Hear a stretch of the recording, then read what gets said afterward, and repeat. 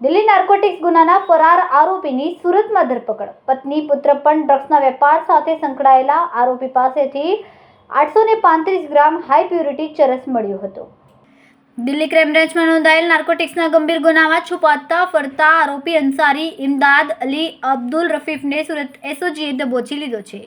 ખાસ વાત એ છે કે આ કેસમાં આરોપીની પત્ની આસમા બાનુ અને પુત્ર પણ ડ્રગ્સના ગુનામાં સંડોવાયેલા છે.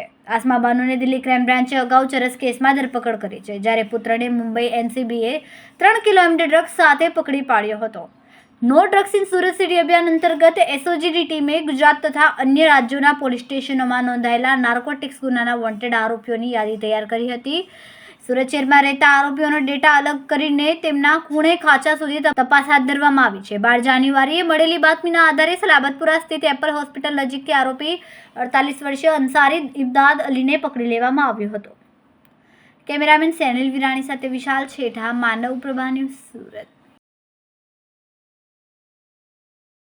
અમારા વિડીયોની નવી અપડેટ મેળવવા માટે સબસ્ક્રાઇબ કરો માનવ પ્રભા ન્યૂઝ ચેનલને. બેલ આઇકન ક્લિક કરો લેટેસ્ટ વિડીયો સૌથી પહેલા મેળવવા માટે.